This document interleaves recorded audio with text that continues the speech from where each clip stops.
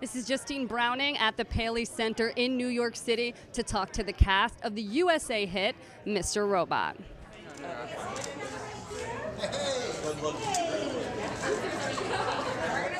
One of the moments from the first episode that really stayed with me is when Elliot is standing outside of Angela's birthday and can't bring himself to go in, and we see just how inept he is at interacting with other people, and yet online he's brilliant.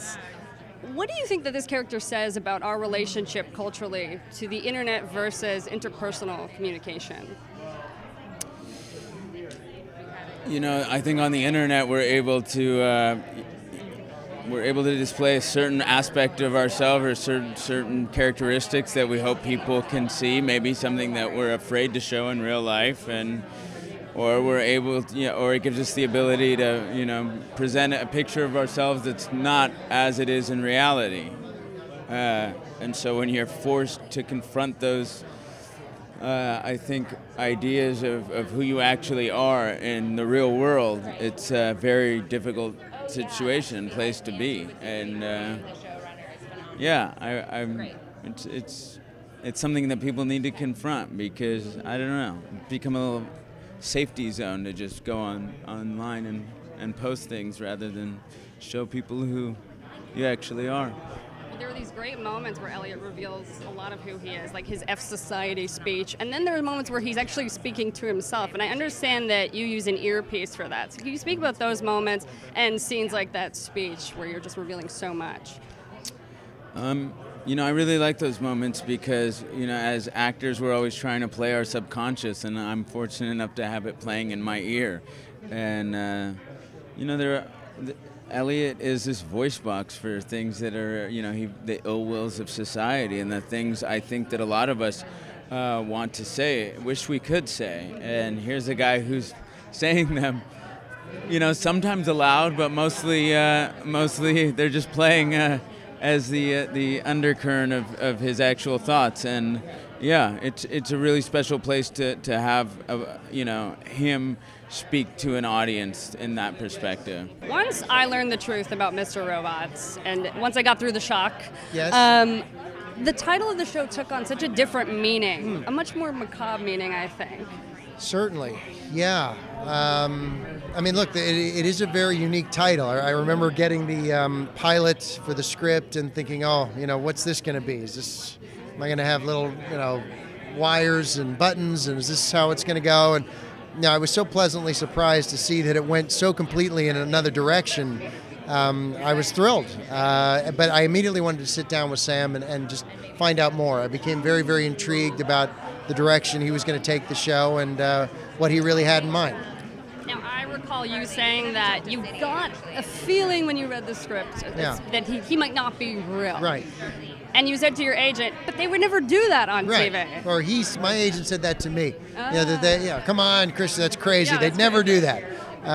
So then when I did sit down with Sam and he told me that was the case and what my relationship was to Elliot, it just, it added a new layer, I think, a new dimension for me to play against him, and I loved it. I thought it was a great choice. And I think that there are a lot of moments on this show where you're like, did they just do that? I cannot believe they got away with that. Do you recall some that stand out for you? Oh, look, watching the show, there are definitely moments where I just go, oh my goodness, this is definitely pushing the envelope and testing the boundaries. But I think that's what the responsibility of our business is to do at times, to sort of hold a mirror up and sort of reflect ourselves back to the audience. And now I'm talking nonsense. I'm sorry. You'll have to edit this part. I agree. I just landed, and I'm getting over a cold, so my head is a little cloudy. I think he represents something. I think he's a metaphor, and what he represents to Elliot, I think, is very powerful. Definitely. Obviously, Elliot was a very lonely person, isolated, cut off from society, and it's really kind of a window into the world of what that would look like, for someone. It's brutal. It's painful. He definitely has to go through a lot of struggles. He's trying to self-medicate, and in the process, his mind is definitely playing several tricks on him.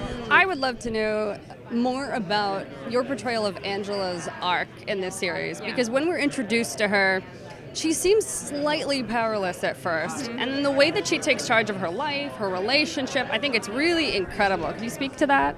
Yeah, I mean, that's what's been so great about working on this show. When I got the script, I had no idea Angela was going to go rogue and, basically, define who she is. And it was like being in a different movie because I wasn't a part of the F Society. It was like going to work. It was like being in a bubble. And it's amazing. I mean, I didn't know that she was going to go there. Sam kind of had told me in the beginning, but experiencing it was completely different. And being able to play a character that is very slowly being corrupted, but still trying to maintain her humanity and moral integrity is fascinating because it speaks volumes to so many circumstances, presently. Like how do you become a CEO and what does that look like? Not that all are corrupted, but like what does that process look like, especially a woman in the workplace? And I had so many of my friends contact me when they saw the show and they said, I have stories like that. That's happened to me. I've been in a boardroom and I've had that happen. And so that it's just been like that part has been a dream. Like the fact that I don't know where she's going and I don't know. Like Sam keeps Angela in this like weird middle. It's like she's not all the way corrupted because she's still in this kind of like trying to discover who she is and where her place is, but is driven by this passion that she can change, corporate America from within. That was long-winded. I think there are so many scenes, even from the start, where things are happening to her. People are saying things to her, and it's actually appalling to watch. As you said, people have really gone through this. I think a lot of people can relate. And yet, we just see in her eyes, like there's so much communicated. Like she's seething, I think, beneath the surface. And we know that that's going to eventually manifest in some way. How did you play those moments where there's very little spoken and people are saying sometimes the most, like towards the end of the season, this lewd moment in particular I'm thinking of? Yeah, that was a really tricky scene because, of course, instinctually, Sam helped me so much. I can't, he's just like a genius. I can't say it enough. Like how cool it is to work with somebody that really respects your opinions and wants to hear them, like that you actually have creative control amongst his vision and world. It's just been an actor's dream, really. But I don't know, like during that scene, he just said to me, instead of being like reactive, like what's more empowering is, like the aspect of letting yourself fail, and like embracing what that failure is and embracing the moment and how much more empowering that is than it is to kind of like react to such like disgusting behavior. I don't know. I just think that she's a little bit smarter than we think she is. She's like a little bit like ahead of each step of the game, even though it might not appear that she is. Slowly revealing her cards, I think. Yeah, which is fascinating. I think she's a little bit more calculated and manipulative than we would. I mean, I think. I can't wait to see more of that. Season. I don't know. And you said, people have related to this, specific scenes, but also there's so much coming out now online. I mean, obviously that's been the case for a while about the wage gap, about what women face in the workplace, of course. Did you draw from anything specific that you came across in terms of articles or even once you had heard from people who related to it? I think in a general sense, I did. I had one friend in particular, and I couldn't believe it was happening. She's a lawyer, and she called me and told me a couple of things that happened to her in her office, and that inspired me. I was like, oh man, like, because I'm an actress, and I don't know what that world looks like, and I read a couple of books. I read Lean In, which was amazing. But I've never lived in those settings to kind of hear that information and then, live in Angela's world. It just kind of inspired me more to want to be a part of that story, I've lost many hours of my life to this and going on message boards and speculating. Same. I learned so much information about the show from reading interviews that Sam does, articles about the show, and what other people say. I'm like, what? I didn't know that. That is so interesting because I can imagine being a part of a show and then once it debuts and each of the episodes air, there's such a strong online reaction on Twitter and, as we said, message boards. And each website, it seems, reviews an episode as it airs and analyzes it. So you do pay attention to that? Does that affect you at all?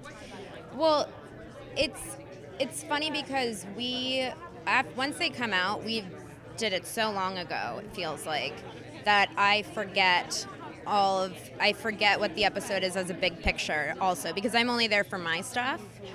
So seeing it as a whole too, it's so different than having just read your material and only hearing everyone else's at the table read.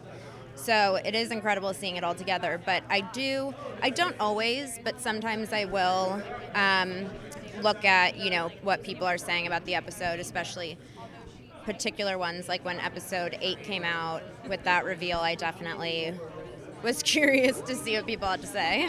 Well, speaking of that reveal, how much were you aware of up front? I was aware of all of it from the very beginning. So I feel like, Sam told me from the very beginning that he was my brother and about Christian. I still feel weird saying it. I still feel like I'm like, can I say that? Cat's out the bag. Because for so long, obviously, I couldn't. But, because the only way that I could have done, the performance is knowing that relationship. So it would have been very weird if I didn't, I think. Did you ask Sam to tell you, or did you have a choice to not know? I know Christian had a choice to not know. He told me when I was meeting with him and Chad, one of our executive producers, before I tested, he told me. Because, and I was like, what? But I think he wanted me to, because my character's in the pilot for such a short amount of time, that he wanted me to understand that, like, this was, like, a big part and character and part of the story. So he told me from then. And, he's good. Before season 1, he sat down with each of us and talked about our storylines and what's going to happen and got our feedback. And, we haven't had that moment yet for season 2. We're all anxiously waiting for that lunch.